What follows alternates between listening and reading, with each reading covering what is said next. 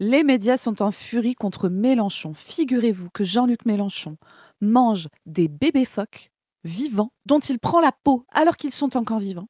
Il s'en vêtit et il va faire des messes noires dans des cimetières avec. On en est vraiment à ce niveau-là de diabolisation de Mélenchon, les copains. Et comme vous le savez peut-être, dans la prophétie du Saint graphique, il y a deux gauches qui s'affrontent. La gauche de droite, le PS, Glucksmann, etc. Et une gauche de gauche radicale qui, pour se faire le trou de souris, va devoir jouer à fond cette carte de la diabolisation. Parce que de toute façon, il n'y en a pas d'autre hein, à jouer.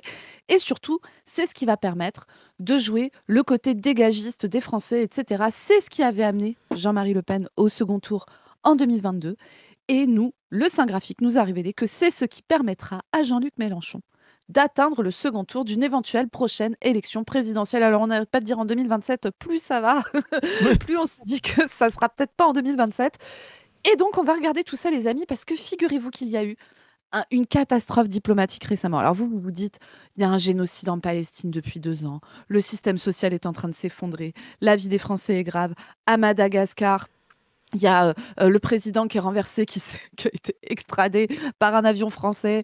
Bon, il y a à moitié l'armée qui a l'air de prendre la suite et tout. Bah, force aux camarades malgaches, très fort. On sait qu'il y en a qui nous regardent. Force à vous, les camarades. Bref, c'est un petit aparté, mais c'est important à dire.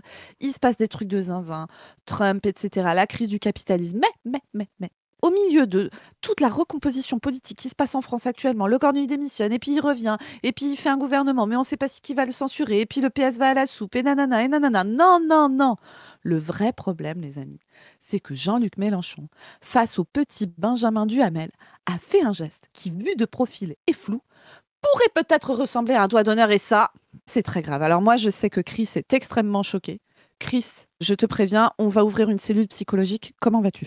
Je vais très mal. J'ai souvent soutenu Jean-Luc quand il insultait des journalistes, mais là, un doigt d'honneur à Benjamin Duhamel, c'est Horrible, trop. hein. C'est carrément plus grave que la France qui a soutenu et armé Israël pendant qu'elle Ah génocidait la ouais, Palestine, que la réforme des retraites qui ah va ouais. faire en sorte que l'espérance de vie baisse dans ce pays, mais elle est suspendue 2-3 Oui, mois. Grande oui. victoire du prolétariat, de Marie-Lise Léon et de Boris Vallaud.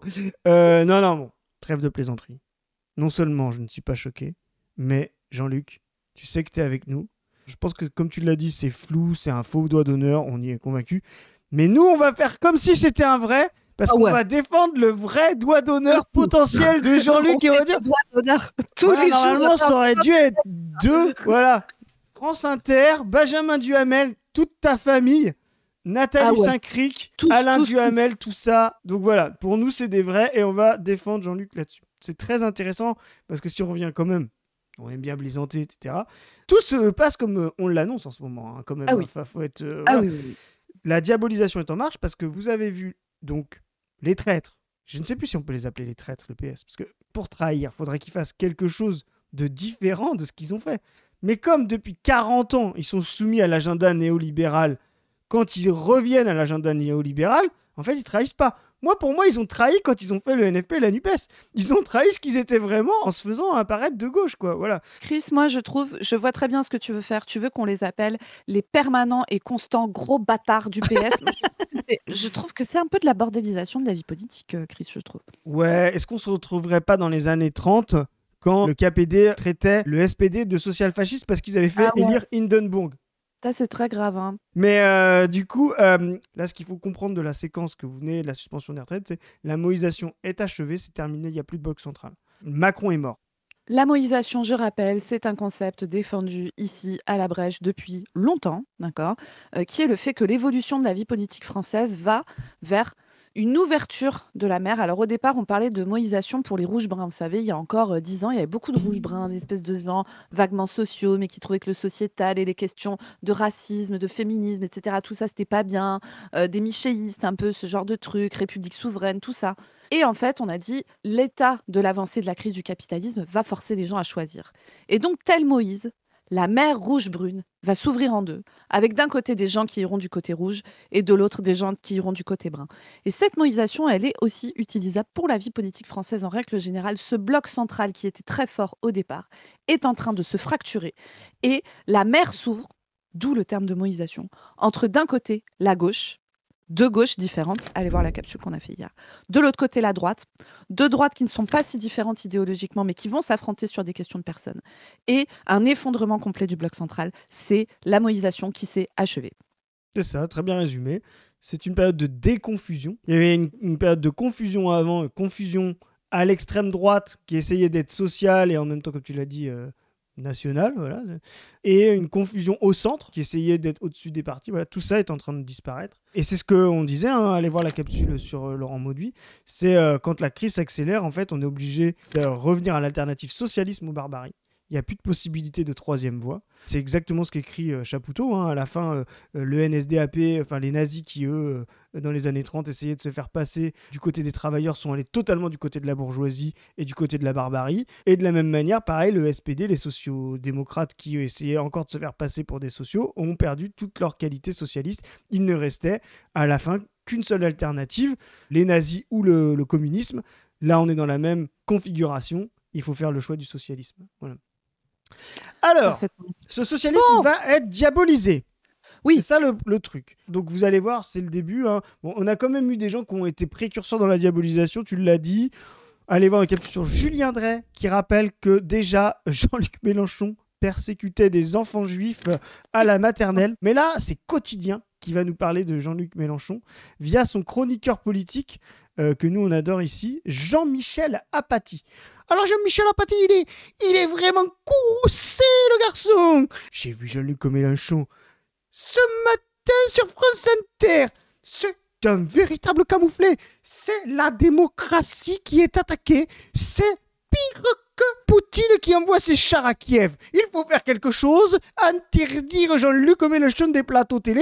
Voilà, pardon, ça voilà, donc j'ai dit oui à Chris pour les imitations. Vous savez, ici, nous sommes contre les jeux de mots. Enfin, je suis contre les jeux de mots, donc le reste est contre les jeux de mots, voilà, de manière parfaitement démocratique. Par contre, c'est un véritable camouflet. Mais du coup, bon, il va peut-être falloir que je calme un peu le Chris. Vas-y, mon Chris. Vraiment. Voilà. Donc Jean-Michel Apathy qui nous dit c'est très tendu entre Jean-Luc Mélenchon et Benjamin Duhamel. Avez-vous vu ce doigt d'honneur? Alors regardez la séquence, alors, Quotidien, c'est mon hate watch préféré. Honnête, Chris, oui, voilà. Oui. Tu détestes, mais tu les regardes beaucoup. Oui, mais c'est comme moi avec les droitards d'Internet. T'es dans un truc un peu entre deux, c'est-à-dire que d'un côté, t'as envie de crever, et d'un autre côté, tu prends quand même un petit peu de plaisir, tu vois. J'adore Quotidien pour ça, parce que pour moi, c'est un peu comme tu dis avec tes droitards, c'est que pour moi, ils sont vraiment faiseurs d'opinion, tu sais, sur les 3-4% là, de noisettes qui peuvent faire une bascule entre le bloc de rupture et le centre-gauche, quoi. Voilà. Les amis, là, on va aller sur de la grosse enquête. Hein. C'est genre vraiment du journalisme de haut niveau. Je vais vous dire, heureusement que la République est sauvée par ce type de journalisme, les gars. Je ne sais pas ce qu'on ferait sinon. Laissez-moi finir une phrase et ça ira beaucoup plus vite. Je vous parlais, mais vous ne savez pas. Mais taisez-vous un peu, laissez-moi répondre. Qui êtes-vous pour dire des choses pareilles? Prenez-le sur un autre ton, réfléchissez. Maintenant, vous vous calmez, vous m'écoutez. Jean-Luc Mélenchon, on essaye de rester correct. Oui, je vous pose des questions, vous y répondez. Ouais. Non, je réponds si je veux et comme je le veux. Absolument. Donc, et voici la fin de l'interview. Merci Jean-Luc Mélenchon, 8h49. Et la classe LFI, c'est des doigts menaçants et... Le podcast, l'Élysée dans des doigts menaçants. Ces gens-là sont traités de collaborateurs avec le Hamas depuis 2 ans. Et t'as pas le droit de faire... Il a pointé du doigt le petit Benjamin. Le petit Benjamin est tout triste. Ah, moi, je suis désolée. Mais voir Jean-Luc Mélenchon bully Benjamin Duhamel, mais quel plaisir. Oh, c'est trop bien. Je vais te mettre un extrait après. Tourmente, anatomie d'un exécutif en crise. Un doigt d'honneur aux journalistes du service public. C'est ça, la classe Mélenchon et la classe politique française. Et désormais donc on se fait des doigts. Alors après vérification, ceci est bel et bien un doigt. Hein. Donc Panot et Bompard diront qu'il a un tempérament méditerranéen et qu'il montrait le ciel. Non. Mélenchon fait des doigts. Le public, tu sais... Comment? Mais c'est la République qu'on assassine. Et dire que j'ai voté pour cet homme en 2022. Donc là, scandale, article 16 déclenché, parce que la France est en péril. Regarde la réaction de Renaissance. Voilà. Ils sont au taquet. Ils sont magnifiques. Hier, Jean-Luc Mélenchon s'en est repris, un journaliste du service public. Ouais, Après la parce que République, nous, à c'est moi. Renaissance, le service public, c'est vraiment, on porte ça dans notre cœur chaque C'est jour. leur truc, On est quoi. là, on tient le service public à bout de bras, comme ça, là, tous les jours. Je me réveille le matin en me disant comment je vais pouvoir lui baiser la gueule au service public. Mais là, tout d'un coup, Non, tout mais... d'un coup, c'est. Attends, je vais faire une voix de Renaissance choquée. Après la République, c'est moi. La violence verbale et les attaques contre les médias sont devenues la marque de fabrique de la France insoumise. Oh là là. LFI déshonore le débat démocratique. Mais les macronistes. Et là, Vous voulez qu'on fasse le votre bilan graphiste Ah ouais. de Renaissance, Ah, le mec a il s'est vrillé. gavé, quoi. Le gars, il s'est dit... D'habitude, on lui dit écoute, est-ce que tu peux faire un petit visuel coucher de soleil pour Gabriel Attal pour que vraiment on ait l'impression qu'il y a un nouveau jour qui se lève sur la France, Célestin. Et là, on lui a dit Célestin, t'y vas comme un ouf, tu prends la pire photo de Jean-Luc Mélenchon possible, tu mets un gros doigt devant là, et là, tu mets liberté de la presse. LFI réagit au doigt et à l'œil. Ah ouais, en plus, Célestin. C'est un jeu de mots. De mots de con. Célestin, on va partir du principe que tu es un travailleur qui a besoin de manger et que tu es contraint, mais sache que peut-être que tu vas passer Moi, par un mon petit gars. temps de rééducation par le travail quand on sera arrivé au pouvoir. C'est possible, là, c'est possible. Là, tu sais, quand j'ai vu ça... Mais tu vois, tu m'as convaincu sur le jeu de mots. Là, tu vois toute la saloperie du jeu de mots. C'est déjà liberté de la presse au doigt et à l'œil. On avait compris. Pourquoi rajouter le truc? Tu sais, c'est quand t'expliques le truc de... T'as compris, Zoé? Surtout au doigt, hein? Je le rajoute entre parenthèses ou pas? Oui, c'est un humour très boomer masculin, le jeu de mots. Et tu vois, le pire dans le jeu de mots, c'est vraiment ce moment où, tu sais, le gars te regarde, tu ne rigoles pas parce que ce n'est pas drôle, en fait. Et il se dit, mais attends, il y a deux options. Soit elle a compris, et c'est pas drôle. Moi, ça, c'est pas possible parce que ça nécessiterait que la personne en face de moi, souvent une femme, a compris les choses mieux que moi. Ça, déjà, c'est compliqué. Et qu'elle ait un sens de l'humour, Moi, tu sais. Genre... Voilà. Et que moi, je ne sois pas drôle. Moi, être incroyable, boomer, qui arrive le matin en faisant alors Corinne, machine à café, on fait des blagues et tout. Donc il y a l'option A et puis il y a l'option B. Elle est trop conne pour avoir compris mon humour incroyable. Du coup, je vais lui expliquer. Et 100% du temps, ils choisissent l'option B, putain. Après cette digression humour-jeu de mots, donc la réaction de Renaissance, alors voyons si Renaissance est capable de monter sur ses grands chevaux, etc. Parce que c'est arrivé d'autres fois, et peut-être pas que de Mélenchon. Voilà. Alors, Ah oui. Ferme ta gueule, vraiment c'est Louis XVIII pour moi lui. Ah ouais. Ah ouais, du coup. Il y a du Louis-Philippe, Alors, mais il y a aussi du Louis XVIII. Mais imaginez-le Voilà. Alors- avec une perruque. Ah ouais. Ça donne vraiment des envies d'abolition de privilèges forts, hein. De fou, Donc quoi. voilà, Gérard Larcher, grosse bordélisation de la vie politique, hein, très très très méchant. Il a dit ferme ta gueule. Alors moi après, dire ferme Je ta trouve gueule. ça aux bien, gens. moi, ça me dérange pas. Il a le droit de le dire. On a aussi quelqu'un, tiens, dis donc, qui a gouverné avec Renaissance. Éric Dupond-Moretti, El Famoso. Vous connaissez les bails un peu sur Dupond-Moretti? Il a fait des trucs de ouf, genre, tu sais, pendant les gamins, tu sais, le procès du trou, là, les mômes Bien qui avaient sûr. été agressés et tout. Il avait demandé aux mômes s'ils s'étaient pas fait violer par des extraterrestres et tout, let's go, tu vois. Moi, j'ai envie de dire, pourquoi parler correctement à un enfant qui a subi des viols de ses 4 à ses 12 ans, j'ai envie de dire. Pendant le procès Denis Manché, alors Denis Manché, un mec hyper sympa, qui avait commencé à violer ses gamines quand elles avaient respectivement 8 et 10 ans, hein, et puis qui ensuite s'est mis à vivre maritalement avec l'aîné, à qui il a fait un môme. Et puis, il y a eu un... Je connais pas l'affaire, mais... Voilà. Donc il y a eu tu n'es pas prêt, Chris. Donc voilà, donc il y a eu un C'est procès. mon tour. Et en fait, cette jeune femme qui son père qui l'agressait depuis qu'elle était enfant et qui vivait avec elle maritalement, vous imaginez, il y avait probablement zéro emprise, hein, dans cette histoire. Elle était parfaitement libre, au point où elle avait même tatoué le nom de son père sur son cœur, hein, pour te dire un peu le délire dans lequel on était. Et donc voilà, l'autre sœur a porté plainte pour dire quand même c'est un petit peu la sauce, ce qui se passe dans cette famille. Il y a eu un procès, Dupond-Moretti était l'avocat, et Dupond-Moretti a plaidé, je cite, l'inceste heureux.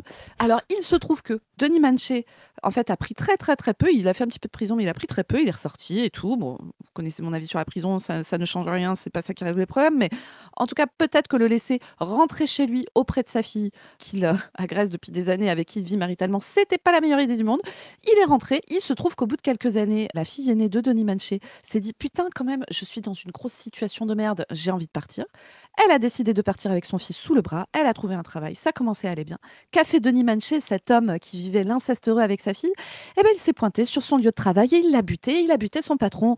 Voilà, voilà, voilà, voilà. Donc ça, c'est des petits trucs qu'a fait. Alors, on va dire que c'était dans le cadre de son travail et blablabla et que quand même, il faut pouvoir défendre tout le monde. Moi, je suis assez d'accord sur le fait qu'il faut défendre tout le monde, mais je pense qu'on n'est pas obligé de défendre de n'importe quelle manière. Parenthèse fermée sur Dupond-Moretti, que ce soit quand il plaide l'inceste heureux, quand il dit à des enfants victimes qu'ils ont été violés par des extraterrestres ou quand il fait un doigt d'honneur au milieu de l'Assemblée nationale, c'est bien moins grave que le fait de manger des bébés phoques comme Jean-Luc Mélenchon. C'est intéressant ce que tu dis, petite digression sur la défense. On voit que des stratégies de défense sont des stratégies de reproduction de certaines coercitions sociales. Et souvent, en fait, beaucoup d'avocats sont conservateurs justement parce qu'ils utilisent des normes sociales qui ne sont pas légalisées pour pouvoir justement dire la loi ne peut pas condamner ça. C'est normal, c'est possible, c'est voilà. Et en fait, quand tu parles de tout ça, en général, quand les gens utilisent ça, c'est normal. En général, c'est rarement des gens de gauche. Donc, c'est rarement des gens progressistes.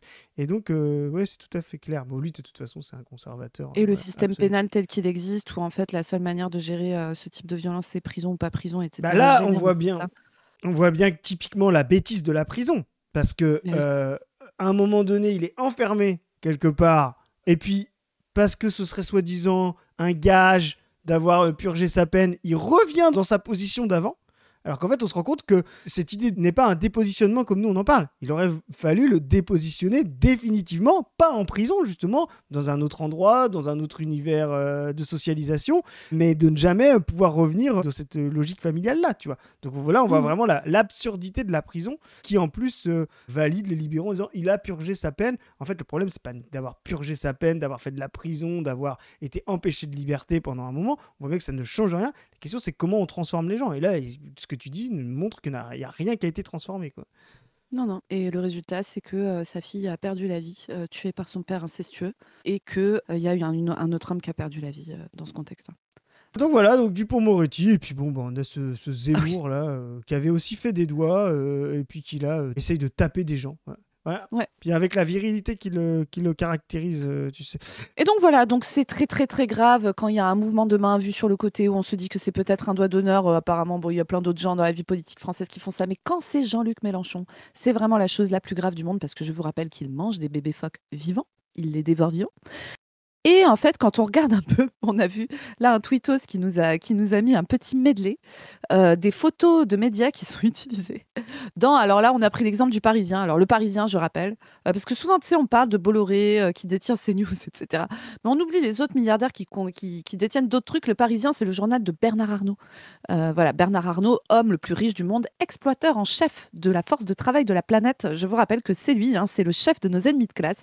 Et donc, Bernard Arnault, regardez, donc, vous voyez Bardella, Fabien Roussel, Zemmour, Glucksmann, Wauquiez, Macron, Tondelier, Édouard Philippe. Regardez au milieu la photo que le Parisien a choisie pour représenter Jean-Luc Mélenchon. Et vas-y, descends un petit peu, mon Chris, descends dans le poste d'après. Tu vas voir. Marine Le Pen qui est là, tout sourire, telle une gentille mère qui dit au revoir à ses enfants. Tu sais, quand ils partent dans le bus de la colonie de vacances. C'est vraiment ce regard. Allez, amusez-vous bien, les enfants. Et Jean-Luc Mélenchon est là. Oui, je vais bordéliser la France. Voilà, bref, tout cela n'est pas du tout gros. Tout ça est très subtil. Mais moi, j'ai envie, si on classait les photos, on peut se dire, voilà, neutralité, Zemmour, Roussel, Wauquiez. Ouais. Moquerie un peu. Oui. Édouard Philippe, Tondelier, tu vois. Tondelier se fout un peu de sa gueule. Glucksmann un peu dans la neutralité et tout. Mais alors, Bardella et Macron, fond d'écran là. Fond d'écran Bardella chez Bernard Arnault ou en tout cas chez Le Parisien. On sent les papillons dans le ventre du journaliste du Parisien qui a choisi les photos. Tu vois, tu sais, c'est vraiment, il s'envoie des textos et putain, quand est-ce qu'il me répond Il m'a mis en vue, je ne sais pas. Donc, on sait que sur qui parie Bernard, je pense, on l'a dit, hop, c'est lui, c'est l'élu. Bardella. Bon, on va revenir un petit peu à notre Mélenchon, parce que nous, on sait que c'est la stratégie de la diabolisation. Alors, regardez, petit extrait de Mélenchon, comment un peu ça a été tendu. Moi, je trouve que ça a été plutôt correct. Et Mélenchon, quand il fait ça, vraiment, il est au top, parce que je pense que la majorité des gens en ont marre des journalistes, vraiment. Ne leur font plus confiance et moi je pense à juste titre, et notamment à France Intox, comme on disait France Inter. Donc là, je vais te mettre un extrait par rapport à ce qui s'est déroulé sur la censure, et tu vas voir que Benjamin Duhamel, dans sa grande neutralité, reprend des éléments de langage peut-être entendus à la droite de Mélenchon, à la gauche de droite, voire même à l'Assemblée nationale. Écoute bien. Je suis vraiment très surprise. Hein. Mais peut-être que c'est moi qui interprète mal, c'est probable. Question des retraites. Vous avez combattu la réforme d'Elisabeth Borne. Vous avez peut-être parmi vos sympathisants, même sans doute vos sympathisants, vos électorats, des gens qui sont frappés directement par le report de l'âge légal. Bien sûr. S'il y a une possibilité de suspendre la réforme à 62 ans et 9 mois, c'est-à-dire de permettre à des centaines de milliers de gens de partir plus tôt à la retraite. Ça se sent. Mais Écoutez-moi, Jean-Luc Mélenchon, écoutez juste, on va essayer de faire les choses calmement. Je vous pose des questions, vous pouvez y répondre. Moi, je trouve qu'il est plus agressif Duhamel que Mélenchon. Ouais, regardez bien. Donc là, ils vont pas vous le montrer, Jean-Michel Apathy, etc. Mais regardez comment vraiment... le Roquet agresse, quoi. Il utilise vraiment la technique des mascus avec les meufs, tu sais. Ouais. Dès que tu commences à répondre un peu, il te fait « Mais vous énervez pas, vous énervez. Écoutez, il va falloir arrêter, il va falloir être calme, mademoiselle. Vous êtes très, très, très énervée, là. Hein. » C'est une technique de dominant. Ouais, et tu sais que c'était la technique de Sarko en 2007 face à Royal. Arrêtez de vous énerver, quand on veut être président, faut garder ses nerfs, etc. C'est genre folie, quoi. Est-ce que quand on fait de la politique, et a fortiori quand on est de gauche, on ne se bat pas pour obtenir des avancées concrètes, même si ça ne va pas aussi loin que vous ne le souhaiteriez? Alors là, c'est Marie-Lise Léon qui lui a écrit les notes. Ah ouais. C'est genre la CFDT, là, les traites, là, Boris Vallaud. Quand on est de gauche. Alors qu'est-ce que t'en penses, toi, qui est soi-disant de gauche, Zoé Duhamel, il t'explique ce qu'on fait quand on est de gauche? Benjamin. 2 secondes. On se regarde, là. Regarde-moi. Benjamin. Nous, gens de gauche, vraiment de gauche, hein, la vraie gauche, nous avons autant envie de prendre tes conseils pour faire des avancées sociales en France que moi, le fait de m'introduire une râpe à fromage dans les parties génitales. Tu vois un peu le truc. Donc, je pense qu'on va tous laisser nos parties génitales tranquilles sans râpe à fromage et que tu vas te taire et arrêter de nous donner tes putains de conseils de con. Bon, continuons. On va faire les choses tranquillement, comme vous venez de le dire. Et en effet, je le souhaite. Hein. Donc vous allez éviter de me dire ce qu'on doit faire quand on est de gauche, parce que c'est pas votre cas. Let's go! Ça, c'est mon Jean-Luc. Bah oui, c'est pas ton cas, Benjamin. Donc toi, Marie-Lise Léon, Boris Vallaud et Olivier Faure, vous arrêtez de nous dire ce qu'il faut faire quand on est de gauche, parce que c'est pas votre cas. Ah ouais, cassez-vous, hein. Cassez-vous, hein. Vraiment. Hein. Voilà. Mais là, vous comprenez, les amis, un peu ce qu'on est en train de dire, c'est qu'en gros, là, la diabolisation qui est faite, il y a toute une partie de gens chez qui ça fonctionne. Enfin, l'auditeur moyen de France Inter qui a voté Macron, tu sais, le prof de français de 50 ans, qui a voté Macron en 2017, qui a peut-être voté Mélenchon un peu contraint en 2022, mais que quand même, il trouve qu'il parle fort et gna gna gna gna gna. Qui s'inquiète quand même des jeunes filles qui portent le voile ou qui s'habillent il y a quand même un string. petit peu d'islamisation. Tu sais. Un petit peu. Et puis, tu sais, parfois, ils viennent avec des crop tops. Bon, moi, j'ai rien contre ça, mais je trouve quand même que c'est pas très républicain comme tenue. Ce prof-là, lui, ça marche super bien sur lui, la diabolisation. Mais il y a des gens qui, en fait, en termes sociologiques, de nombre de gens et tout, représentent beaucoup plus de gens, chez qui ça a au contraire un effet de faire kiffer Jean-Luc Mélenchon. Notamment les classes populaires, les gens qui sont très oppositionnels, tous les gens de France qui n'en peuvent plus de la sale gueule de Benjamin Duhamel, quand même, parce que ce mec est absolument insupportable. Voilà, surtout que Benjamin, ça marche. Benjamin, il a le profil des gens qui adorent la diabolisation. On va le regarder, petit passif entre Jean-Luc et Benjamin quand il était jeune étudiant en journalisme. Vous voyez à quel point il a changé. L'extrait est fou. L'extrait est fou, mais juste avant, les copains, très très très rapidement, d'où parle le camarade Duhamel, rappelle. Hein. Donc le mec est né en 94, il a 31 ans. Il est fils de Patrice Duhamel, ancien directeur général de France Télévisions, et de Nathalie Saint-Cric, ancienne chef du service politique de France 2. La famille est actionnaire majoritaire dans le groupe de la Nouvelle République du Centre-Ouest. Il est le neveu d'Alain Duhamel, éditorialiste chez RTL, chez BFM, etc. Ainsi que de Dominique Duhamel, épouse Castéra, donc neveu par alliance de Richard Castéra, et le cousin d'Amélie Oudéa Castéra. Non mais voyez, c'est putain, les arbres génétiques dans ces endroits, c'est un cercle, hein, c'est un truc de fou. Hein. C'est incroyable. Ah ouais, non, mais on n'est plus du tout sous l'aristocratie ou les familles. Putain. Tu sais que ça va finir comme chez les tsars de Russie, là, tout le monde va être hémophile là-dedans à force de coucher tous les uns avec les autres. Là, bref, il faudrait peut-être un petit peu de brassage là-dedans, si je peux me permettre. Et donc il a fait Henri IV. qui est juste l'un des lycées où il y a le plus de bourgeois de France. Hein, pour ceux qui ne savent pas, Henri IV, c'est un des très gros lycées parisiens, là où il y a voilà, tous les fils de riches, les fils et filles de riches qui étudient, qui ensuite font des grosses prépas et qui ensuite prennent des gros postes pour faire de la merde depuis des décennies et des décennies. Donc il a fait Henri IV et après il a fait Sciences Po Paris. Oula. Oh putain. Et après, bien sûr, dès ses 24 ans, il avait déjà un poste à RTL et machin et trucs. Enfin, c'est vraiment le fils de... En plus, tu sais, je suis sûre que c'est ce genre de con là qui peut te sortir des trucs genre non mais en fait c'est pas très facile hein, d'évoluer dans le milieu où sont ses parents parce qu'on doit encore plus faire ses preuves. Bien en fait, sûr. tu vois. Comme on est fils d'eux, bah, tout le monde part du principe qu'on a été pistonné. Il faut encore plus qu'on fasse nos preuves en fait. On est souvent comparés aussi. Et ça, on peut pas vivre dans l'ombre. Non mais c'est intéressant parce que c'est pour vous montrer la diabolisation, quelle classe sociale et quelle vision du monde il y a derrière. Et là, vous allez voir, cette diabolisation, elle va même pas venir de l'extrême droite. C'est fini. Un peu de la droite, mais vous voyez, elle va surtout venir de gens qui vont se dire progressistes de gauche, etc., et qui vont passer du macronisme au Parti socialiste. Là. Voilà. C'est pour ça le Parti socialiste, maintenant, est terminé. Il faut vraiment, c'est l'adversaire principal. C'est lui qu'il faut battre au premier tour pour pouvoir y accéder. Et donc, on va revenir beaucoup de fois là-dessus, mais là, on a la casse qui est en train de se mettre. Et regardez un peu le passif, parce que c'était déjà le cas. Donc, c'est notre jeune Benjamin, encore la morvonnée à Sciences Po, qui essaie de discuter avec Jean-Luc Mélenchon. Il y a plein de moments où j'adore Jean-Luc, mais un des trucs que je préfère chez Jean-Luc Mélenchon, c'est quand il bully des sciences pistes. Mais ça, mais vraiment, mais quel bonbon. C'est du caramel, quoi. C'est ce qu'on dit, ça. C'est ce que disent les petits prétentieux, les petits bourgeois au pouvoir qui ne font rien. Donc, comme argument, ils ont « Oh, c'est très dur, les mains dans le cambouis, blablabla. Bla, bla, bla. » En fait, ce sont des bons à rien. Je pose des questions, moi, j'ai pas d'avis. Non, si vous avez un avis, vous exprimez. J'ai pas d'avis. Donc, c'est vraiment, le type, il a cru que c'était un argument. Moi, je suis neutre et apolitique. J'en ai parlé avec ma maman, mon papa et mon tonton. On est tous neutres et apolitiques. Vous voyez, dès que des gens vous disent « J'ai pas d'avis, je suis neutre, je suis ni de droite ni de gauche, je suis machin. » Alerte droitard. Alerte droitard. Exprimer un avis. Vous venez de dire, écoutez, vous êtes typiquement un étudiant de Sciences Po, le crâne bourré d'idées libérales. Vous pensez que...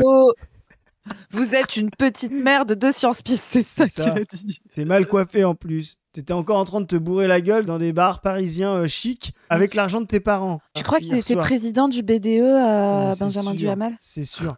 Moi, en plus, tu m'as raconté ce qui se passait dans les BDE. Ah gros, niveau VSS, on n'est pas au top dans les BDE. Je ne veux pas présumer pour le petit Benjamin, mais... Écoutez-moi, taisez-vous 5 minutes. On arrive au pouvoir et on devient pragmatique. On vous a appris ça, on vous a bourré ça dans votre petite tête. Ce sont des affirmations. Voilà, donc c'est petit. Et puis je dois dire oui à tout ce que vous dites. Je vous écoute. Alors, bon, alors écoutez un peu, réfléchissez, faites marcher là-dedans. Sous le truc lavable, vous avez un truc qui n'est pas lavable, ça s'appelle le cerveau. Let's go.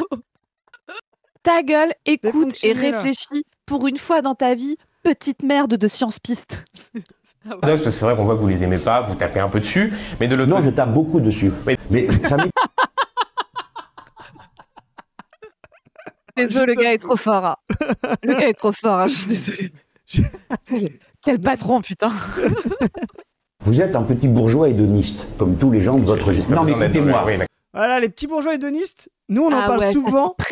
Ça, c'est précis de fou. Hein.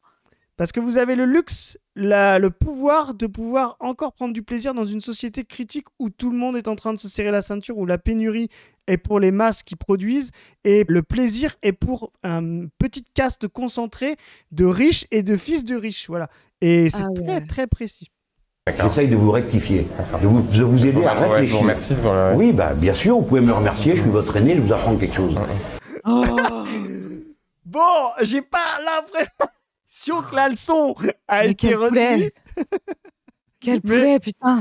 Je crois que la leçon n'a pas été retenue, mais je crois que la baffe fait encore mal. Tu vois ce que je veux dire? Tu sais, quand tu prends une baffe et qu'elle est encore un peu chaude, là. Tu sais, mais tu sais que moi, j'en ai des petites merdes comme ça. Je suis désolée, je suis pas polie, mais des petits cons comme ça, là, moi, j'en ai eu plein. C'est pas pour ça qu'on regarde la pas du team, hein, c'est pas pour voir Zoé polie. Hein.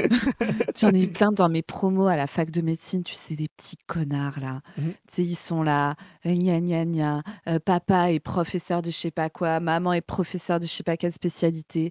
Dans toute la famille, ils font soit médecine, soit Sciences Po. Vraiment, ces mecs-là, tu vois, ce genre de petits de petites merdes, là, vraiment, je pèse mes mots, hein, parce que c'est des gens qui se sentent extrêmement intelligents, qui sont persuadés d'être des génies, alors que vraiment, le terme de petits bourgeois hédonistes est tellement parfait pour eux. Alors si, ils ont l'impression de pas l'être parce que au moment où ils sont en prépa Henri IV pour préparer l'X, là, ils bossent beaucoup, en fait. C'est quand même beaucoup, beaucoup de travail.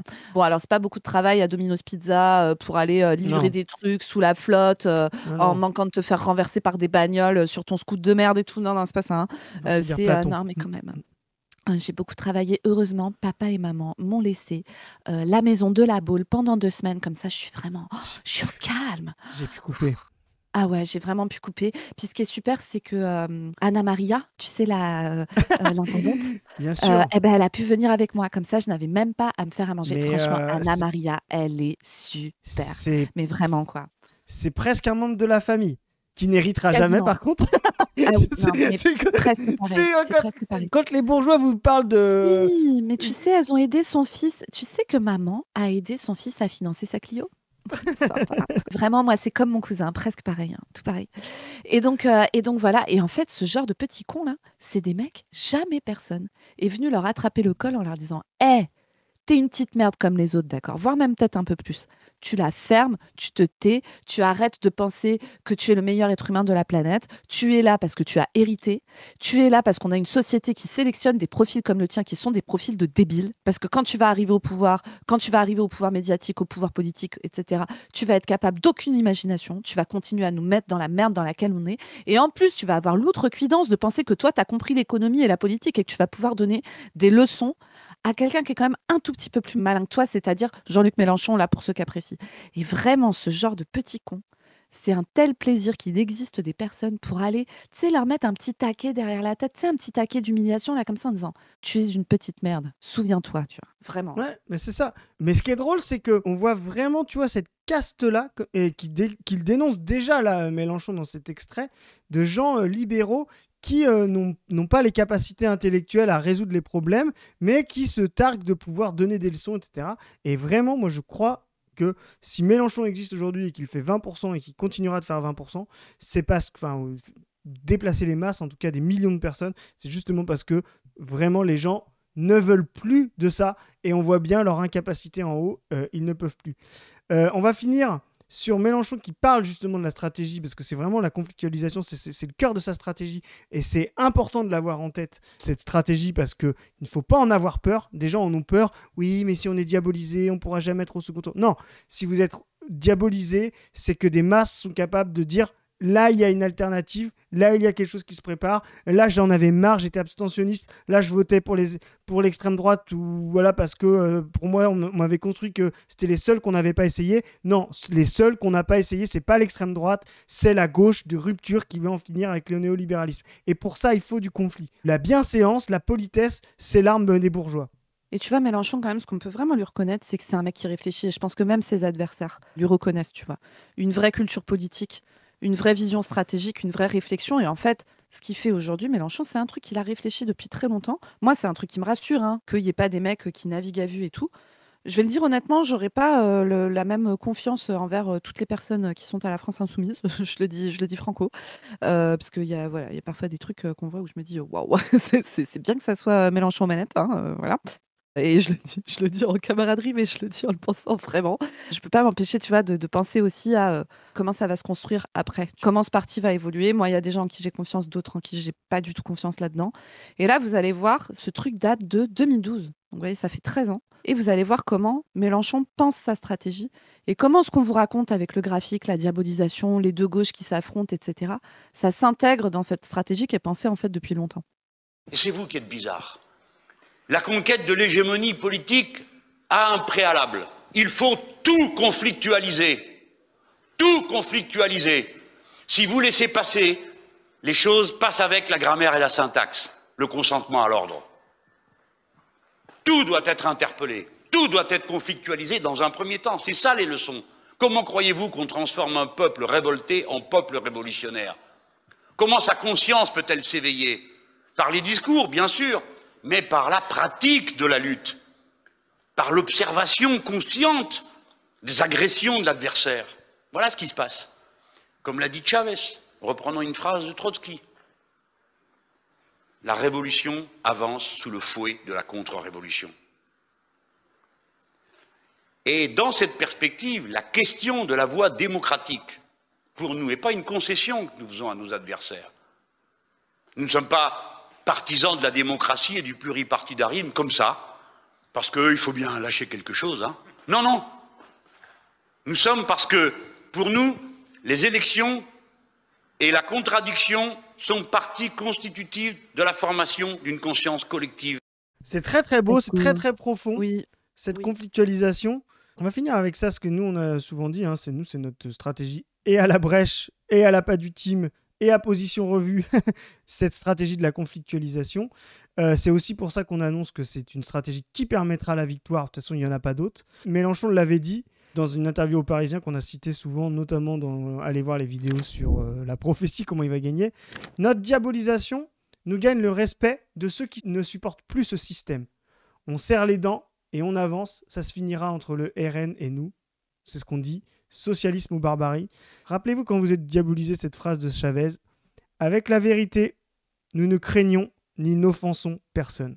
Et c'est une phrase que nous, on se répète très souvent. Sur ce, les amis, écoutez, donc vous avez capté, à la brèche, on va lancer pour nous là la priorité politique si on est de gauche, progressiste, communiste pour nous.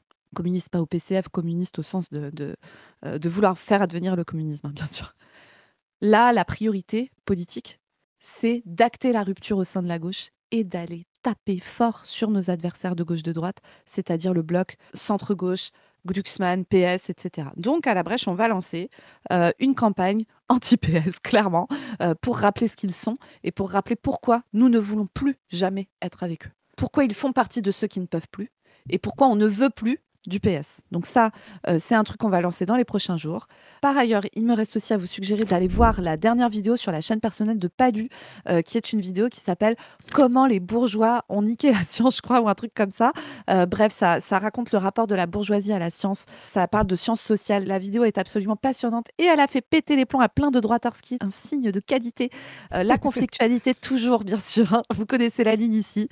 On aime bien quand les gens s'énervent. Ça veut dire qu'il s'est passé des trucs et ça veut dire qu'on a dit des trucs. Nous ne sommes pas des noisettes. Nous, on veut conflictualiser aussi.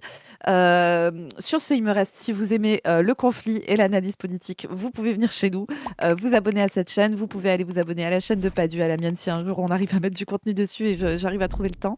Vous pouvez aller lire la revue Position Revue, dans laquelle un numéro est sorti récemment qui est passionnant sur la pénurie. Vous pouvez aller vous abonner à la chaîne On ne veut plus, dans laquelle va bientôt sortir des formats de suivi des luttes sociales. Ça va être absolument passionnant. Vous pouvez également nous suivre sur nos réseaux Insta, Twitter. Vous pouvez nous soutenir financièrement, financer le travail de l'asso sur Tipeee. Vous trouverez le lien en description. Et sur ce, on vous dit lâchez rien, conflictualisez fort les copains. À plus tout le monde, salut. Salut. Salut.